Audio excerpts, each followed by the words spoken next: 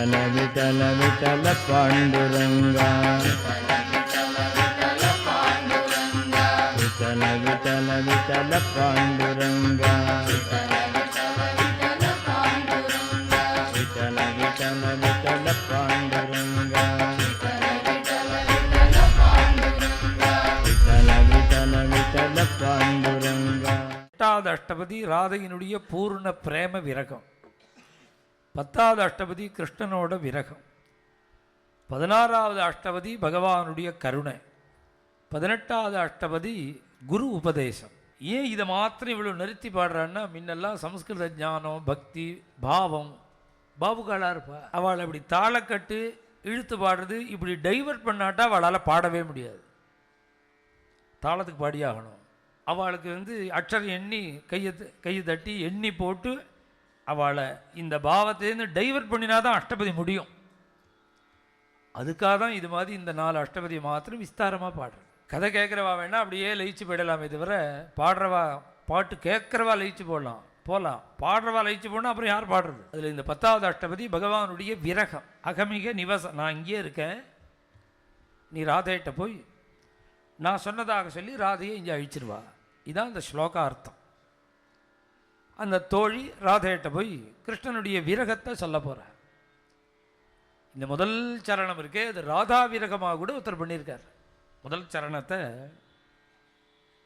5 சரணம் மொத்தம். 10வது அஷ்டபதி 5 சரணம். அதில் 4 சரணம் விரகம், 1 சரணம் முத்ரை. அந்த முதல் சரணத்தை ராத விஷயமாகவே ஒருத்தர் பண்ணியிருக்கார். நீ இப்படி அழறேன்னு நினச்சிட்டு இருக்கியே, அவனும் இப்படி தான் அழறான் அப்படின்னு முதல் சரணத்தை ராதா விரகமாக கூட பண்ணியிருக்கார். ஏன் அப்படின்னா அங்கே வர்ப ஒன்றா பண்ணிவிட்டார். அதனால ராதைக்கும் சொல்லலாம், கிருஷ்ணனுக்கும் சொல்லலாம். அது மாதிரி அந்த அமைப்பு இருக்கு. பகத்தி மலைய.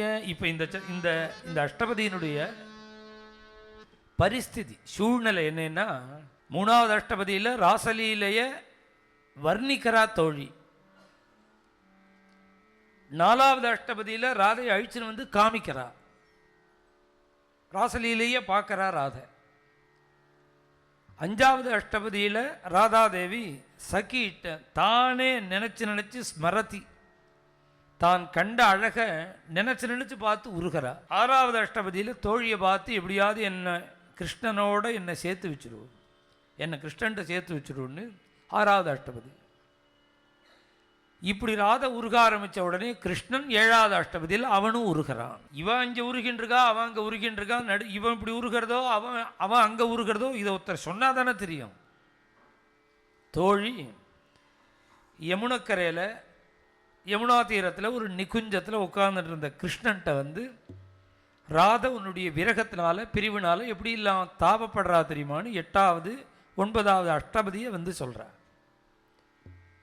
கிருஷ்ணனும் யமுனா தீரத்தில் சந்தோஷமாக உட்கார்ந்து நுடலை. 7வது அஷ்டபதியில் நான் ராதை இல்லாமல் நான் உயிரோடு இருந்த என்ன பிரயோஜனம், உயிரை விட்டுடுறேங்கிறான். கிம் தனேன ஜனேன கிம் மம ஜீவிதேன கிரகேன ஹரிஹரி. நான் உயிரையே விட்டுடுவேன்னு அழுதுண்டு உட்கார்ந்துருக்கார் கிருஷ்ணர். சந்தோஷமாக இல்லை, ராதா விரகத்தில் தான் இருக்கார் அவர். அவர்கிட்ட ராதையோட கஷ்டத்தை திருப்பி சொல்கிறார். உடனே கிருஷ்ணன் என்ன சொல்கிறார், ராதை இது நடக்கிற இடம் பாண்டீரவனம் பக்கம். ராதை அழுதுன்னு இருக்கிறது அங்கேருந்து ஒரு 2 கிலோமீட்டர் தள்ளி மானச சரஸ். நான் இங்கேயே இருக்கேன், நீ போய் ராதையை அழிச்சுன்னு வந்துருங்கிறார் இவர். ஏன்னா மானச சரஸுக்கு பக்கத்தில் யமுனை கிடையாது, அது கொஞ்சம் உள்ளே வரும். கிருஷ்ணன் இருக்கிற இடம்தான் யமுனக்கரை. இப்போ ராதை இருக்கிற இடம் யமுனக்கரை இல்லை. அதனால் நான் இங்கேயே இருக்கேன், நீ போய் ராதையை இங்கே அழிச்சுன்னு வா, இந்த இடத்துக்கு நீ அழிச்சுன்னு வந்துரு அப்படிங்கிறார்.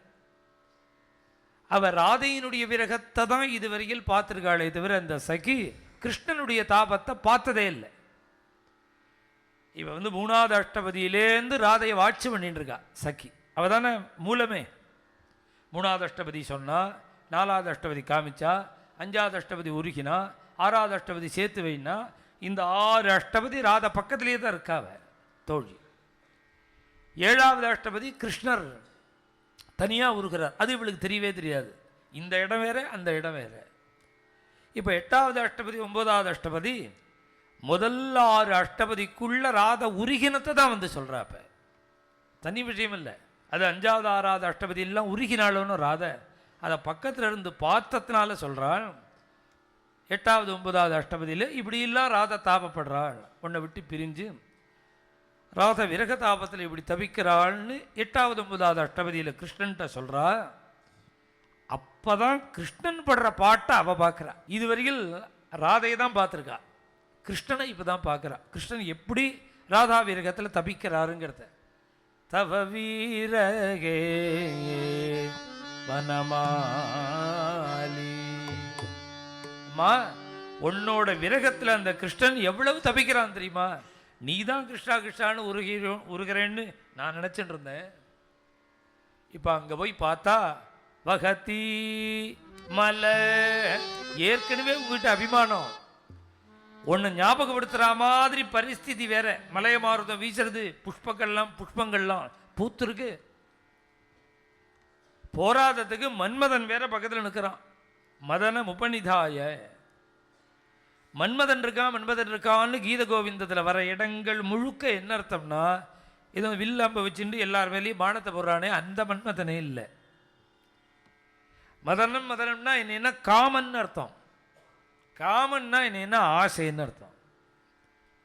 மன்மதனுக்கு ஒரு பெயர் காமன்னு பேர். காமன்னா ஆசை.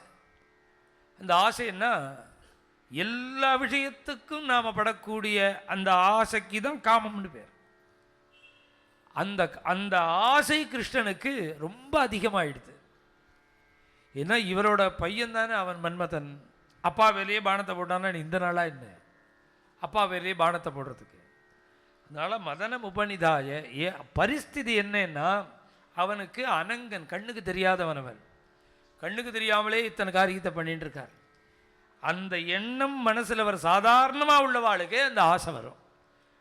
இது சாதாரணமாக உள்ள சதிபதிகளுக்கு இப்பேற்பட்ட ஒரு எண்ணம் அந்த சூழ்நிலைக்கு வர்றது இயற்கை சுபாவம். இவா 2 பேரோ நித்திய தம்பதிகள், பரம பிரேமை உடையவர்கள். சித்த கிருஷ்ண பிரேமமயி ராதா, ராதா பிரேமமயோ ஹரிஹி, கிருஷ்ண பிராணமயி ராதா, ராதா பிராணமயோ ஹரி ஹரிஹி, கிருஷ்ண சித்தமயி ராதா, பிராணமயி ராதா. இப்படின்னா யுகலாஷ்டகம்னு பேருது. 8 ஸ்லோகம் இந்த ராதாகிருஷ்ணர் 2 பேரையும் வர்ணிக்கிறது. இவ்வளவு ஒரு பிரேம வச்சவாளுக்கு அந்த பரிஸ்திதியில் இந்த ஞாபகம் மனசை தாபப்படுத்தாமல் எப்படி இருக்கும்? புஷ்பங்கள்லாம் பூத்துருக்கு. உடனே இந்த கிருஷ்ணனுக்கு துக்கம் தாங்கலை. ஏன்னா புஷ்பத்தை பார்த்த உடனே திருஷ்டுவா பலம் வா புஷ்பம் வா யத்வான்யத் சுமனோகரம் பகுசா ஹா பிரியே. சுந்தரகாண்டத்தில் ஆணுமாரே சொல்கிறார், இதை சீதையிட்ட சொல்கிறார். என் ஞாபகம் இருக்கான்னு கேட்டுவிட்டா சீதை. ராமனுக்கு என் ஞாபகம் இருக்கான்னு கேட்டுவிட்டா. இத்தனை நேரம் ராமரை வர்ணித்தார் ஹனுமார். எப்படி வர்ணித்தார்னா, ரூபவானு சுபகா ஸ்ரீமானு ராம கமலபத்ரா, அழகாக வர்ணித்தார். அவர் வர்ணித்த பிரகாரம் ராமன் இல்லை. ராமன் இருக்கிற நிலை வேற, அவர் வர்ணித்தது வேற. ஏன் இப்படி மாற்றி வர்ணித்தார் அப்படின்னா, அவளோ ராம விரகத்தில் இருக்கிறவள். 10 மாதம் ஆச்சு ராமரை பார்த்து. அவனுடைய யதார்த்தமாக இப்படி இருக்காரோ ராமர், அப்படி வர்ணிச்சுட்டா அவளுக்கு தாங்க முடியாது சீதைக்கு. அதனால் அவளை ஆஸ்வாசப்படுத்துறது மாதிரி அவர் அழகாக இருக்கார், சந்தோஷமாக இருக்கார், கம்பீரமாக இருக்காரெல்லாம் முதல்ல சொல்லிவிட்டு இப்படி சொல்ல சொல்ல சொல்ல சீதைக்கே கவலை வந்துடுத்து. என்ன கவலைன்னா, என் ஞாபகம் இருக்கான்னு கேட்டுட்டா. இப்படிலாம் இருந்தால் ஞாபகம் இல்லைன்னு தானே அர்த்தம். என் ஞாபகம் இருக்கான்னு கேட்டுவிட்டா. உடனே அனுமார் யதார்த்தத்தை சொல்கிறார். இத்தனை நேரம் நான் சொல்லலை, இப்போ சொல்கிறேன். உங்களை விட்டு பிரிஞ்ச அண்ணிலேருந்து சுவாமி சாப்பிட்றதே இல்லைன்னா. இப்போ இதெல்லாம் சொல்லலை முன்னாடி. லட்சுமண சுவாமி கையில் ஆகாரத்தை வச்சுன்னு கெஞ்சறாரு. கார்த்தால ஆகாரத்தை தூக்கினா சாயங்காலம் தான் சாப்பிட்றாரு. அதை பகலை 5ஆ பிரித்து 5ஆவது வேளையில் சாப்பிட்றாராம். பகல் முழுக்க சாப்பிட மாட்டேங்கிறார். அந்த ராமர் இப்படியே மரத்தடியில் உட்கார்ந்துருக்கார். கருவண்டு, காட்டு தேனி, வண்டு இதெல்லாம் ராமரோட திருமேனியில் உள்ள புகுந்து குடஞ்சு வெளியில் வருது. ரத்தம் தாரதாரியாக ஓடுறது. அந்த வெண்டை விரட்டணும்னு கூட தெரியல ராமருக்குங்கிறார். நைவதம்சான் நமசகானு நகீட்டான் நசரீசிருப்பானு ராகவோபனயத்யாத்ரா. ஏன் இப்படி வண்டை கூட ரத்தம் கொட்டுறது ஹிம்சை பண்ற இந்த ஜந்துக்களை கூட தள்ளி விடாம ஓட்டாம ராமர் இப்படி உட்கார்ந்துருக்கானே ஏன் அப்படின்னா அப்பதான் சொல்றா, அம்மா மனசு இந்திரியமும் சேர்ந்தாதாம்மா இதெல்லாம் வேலை செய்யும். மனசு சேரணும், இந்திரியங்களோட மனசு சேரணும், அப்பதான் இந்த காரியம் நடக்கும். ஏன் மனசு சேரலையான்னா 10 மாசம் ஆச்சு அவனுக்கு இந்திரியங்களோட மனசு சேர்ந்து. என்ன ஆச்சு மனசுன்னா தொத்கதே நான் தராத்மனா, உங்களோட இங்க இருக்கு மனசு, அவன்கிட்ட இல்லை அவனுடைய மனசு. யாராவது ஒரு புஷ்பத்தையோ பழத்தையோ கொண்டு வந்து கொடுத்தா அதிருஷ்டுவா பலம் வா புஷ்பம் வா அப்படி காமிச்சா என்ன பண்றான் தெரியுமோ, அதை அனுபவிக்கல. எத்வா அந்நத் சுமனோகரம், மனசுக்கு ரம்யமான வஸ்துவை பிடிச்ச வஸ்துவை எதையாவது ராமர்கிட்ட கொண்டு வந்து யாராவது கொடுத்துட்டா உடனே சுவாமி என்ன பண்றார், பகுஷா பல பிரகாரமா கத்துறாராம். என்ன கத்துறாரு, ஹா பிரியேன்னு கத்துறாராம். அந்த பதத்தை தான் ஜெயதேவர் எடுத்து இங்க போடுறார் 19வது அஷ்டபதியில, பிரியே சாருசீலேன்னு. அது ராமர் சொன்ன சப்தம். பகுஷா ஹா பிரியே அப்படின்னு கத்துறார். எப்படி கத்துறாருன்னா அது எனக்கு என்னமா தெரியும், அவர் சொன்னதை சொல்றேனா, எனக்கு தெரியாதுமா. இப்படிலாம் ராமர் தவிக்கிறார். புஷ்பத்தை பார்த்தா, பழத்தை பார்த்தா, ரம்யமா இருக்கிற வஸ்துவை பார்த்தா, மேகத்தை பார்த்தா, மரத்தை பார்த்தா, மயிலை பார்த்தா, மானை பார்த்தா, எதை பார்த்தாலும் ராமர் எப்படி அழறார், உங்களை நினைச்சு உருகி போறார் அப்படின்னு சீதாதேவிக்கு யதார்த்தமா ராமர் எவ்வளவு சீதா விரகத்தில் இருந்தாரோ அத்தனையும் சொல்றார். சீதையோ ராதையோ ருக்மிணி தேவியோ எல்லாரும் ஒரே தத்துவம் தான். சீதையா இருந்தாலும் எல்லாம் ஒரே அம்மா தாயாரோட அவதாரம் தானே, மூர்த்தி பேதம் தானே இதெல்லாம். ருக்மிணி எப்படி இருந்தான்னு பாகவதத்தில் சொல்றது, கிருஷ்ணன் எப்படி இருந்தாங்கிறார். தூங்கவே இல்லையா, இம்மேல அஷ்டபதியிலேயே சொல்ல போறார், தூங்காம சுத்தின்னு இருந்தான் கிருஷ்ணன். இந்த பாகவதர் ருக்மிணி தேவியினுடைய அந்த ஸ்லோகங்களை கொடுத்துட்டு, கிருஷ்ணா ருக்மிணி தேவி தூங்கவே மாட்டேங்கிறா, உன்னையே நினைச்சு நினைச்சு நினைச்சு உருகிறா, அழறான்னு இவர் சொல்றார். உடனே கிருஷ்ணன் சொல்றான், அவளுக்கு நல்ல ஆசாமி கிடைச்சா அவளுக்கு என்கிட்ட வந்து ரெக்கமெண்ட் பண்றதுக்கு, என்னை பத்தி சொல்றதுக்கு ஆளே இல்லை, நானே சொல்லிக்கிறேன்னார். அவளாவது பகல் முழுக்க அழறா, ராத்திரியும் அழறா. அந்த நிசியில ராத்திரி பண்ண 1:30 மணிக்கு மேலே 2:30 மணிக்கு அந்த நிசி வேளையில் கொஞ்சம் அசந்து தூங்கிடுறா ருக்மிணி. நான் எப்படி தெரியுமா இருக்கேன், நித்ராஞ்ச நலவே நிசின்னார். நிசியில கூட நான் தூங்கலைன்னார். ருக்மிணி நினைச்சு நான் நிசி வேளையில கூட தூங்கலை அப்படிங்கிறார் கிருஷ்ணன். சுவாமி அனித்ரஹாங்கிறார், தூங்கவே மாட்டாராம். சீதையை விட்டு பிரிஞ்சத்துலேருந்து தூக்கம் போச்சு, அனித்ரஹா. சுப்தோபிங்கிறார், சமயத்தில் கண்ணை அமிட்டும் ஒரு தூக்கம் தூங்கிடுவார். உட்காண்டே அப்படி தூங்கும்போது அந்த தூக்கத்தில் ஒரு சொப்பனம், அந்த சொப்பனத்தில் உங்களோட முகத்தை பார்த்துட்டு உங்களை பார்த்துட்டு என்ன பண்ணுவது தெரியுமா, வாரி அடிச்சுட்டு பிரியேன்னு எழுந்து சீதேன்னு கத்துவருங்கிறார். சீதேன்னு கத்துவர். அப்படி அழுதுண்டே கத்திண்டே அழுதுன்னு எழுந்துட்டு வருமா, அதனால தூங்குறதே இல்லை ராமருங்கிறார்.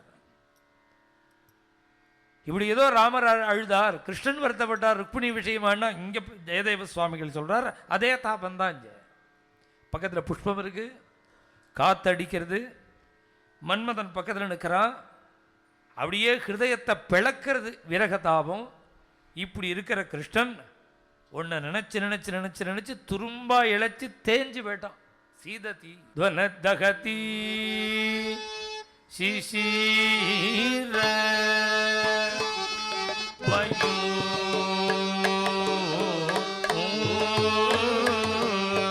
கே ராதே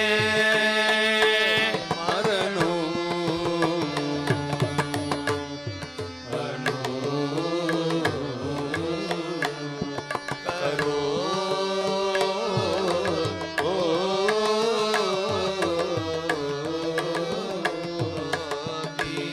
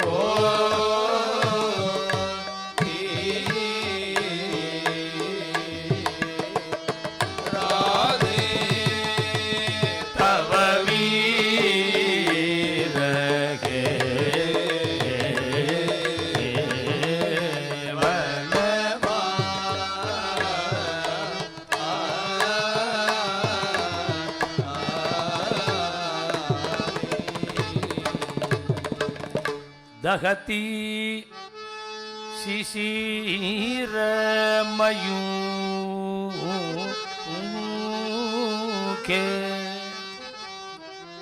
ராத்திரி 12 மணிக்கு பூர்ண சந்திரன் அமிர்த வருஷமா வருஷிக்கிறான்.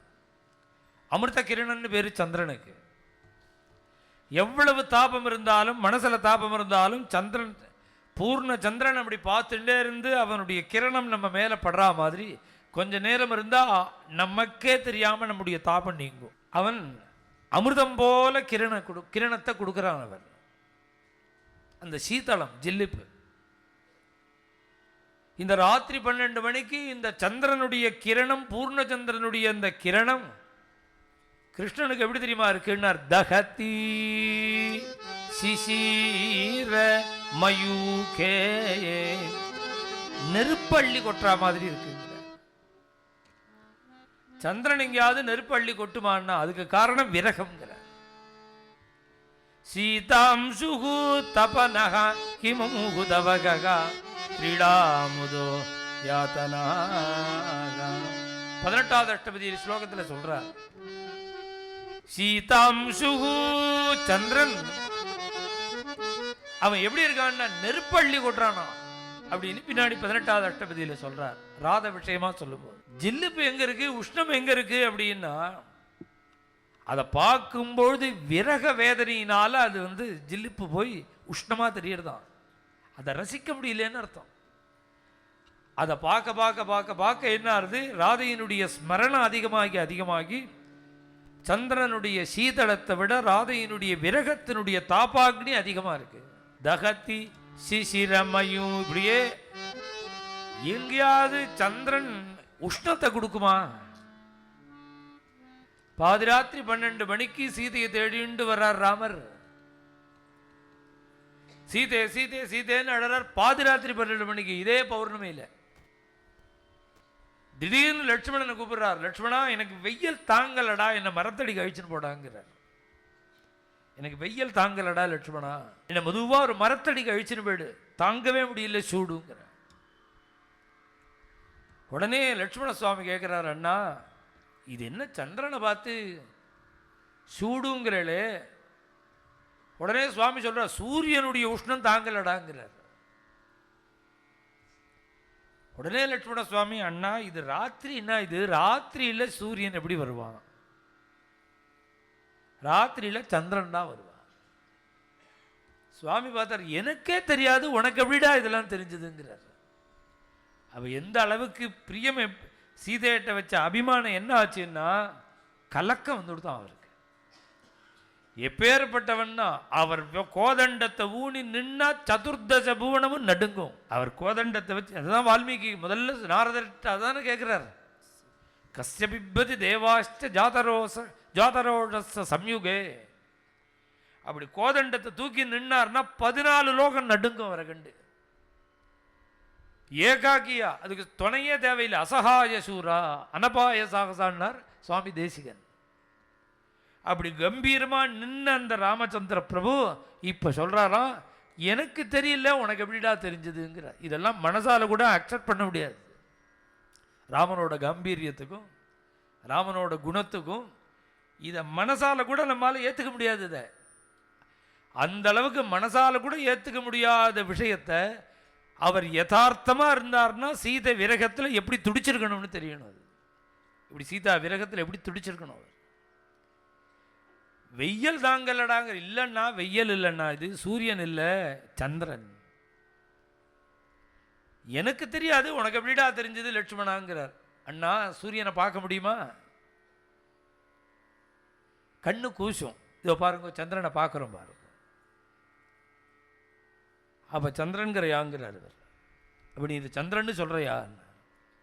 அதில் என்னென்ன ஆட்சேபனை? அதில் குரங்கம் தெரியுது பாருங்க, மான் தெரியுதுதான்னு நன்னா பார்த்து சொல்லுன்னார். ஆமாண்ணா மான் தெரியுது. இது இந்த கலங்கத்தை கவிகள்லாம் மான்னு தான் சொல்லுவா. மான்னு சொன்ன உடனே சுவாமி பார்த்தார், அந்த மானோட கண்ணு மாதிரி இருக்குமேடா சீதையோட கண்ணு, நான் எப்படா இனிமே சீதையை பார்க்க போறேன்னு அழுதுண்டே மயங்கி விழுந்துட்டாராம். அப்படி சீதையை எதை நினைச்சாலும் சீதா விரகத்தில் உருகி விழுந்தாராம் அவர். இந்த ஜெயதேவ சுவாமிகள் சொல்றது ஆச்சரியம் இல்லை, இது முன்னாடி மகாநாடகத்திலே ஒரு கவி சொல்லிவிட்டான். இந்த உஷ்ணத்தை பார்த்து, இந்த சந்திரனை பார்த்து வெய்யல் உஷ்ணம் தாங்கலேன்னு ராமர் சீதா விரகத்தில் அழுதார். தகதி சிசிரமயூகே மரணம் அனுகரோதி.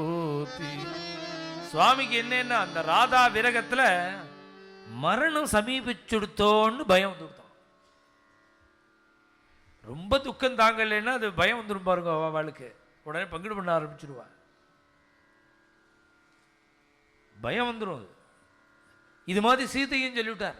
இந்த ராதையை சொல்லும் பொழுதும் ராதையும் ஹரி ஹரி ஹரிரீதி ஹரிரீதி அந்த 9வது அஷ்டபதி 7வது சரணத்தில் ராதையும் கிருஷ்ண விரகத்தில் மரணம் நெருங்கிடுத்தோன்னு பயந்தாள்கிறார். கிருஷ்ணனை பார்க்காமலே போயிடுவோமோ. இந்த அஷ்டபதியில் 10வது அஷ்டபதியில் கிருஷ்ணன் மரணமே நெருங்கிடுத்தோ அப்படின்னு அவர் பயப்படுறார். பதத்தி மதன விசிக்க ஏ ஏ ஏ ஏ ஏ ஏ ராதே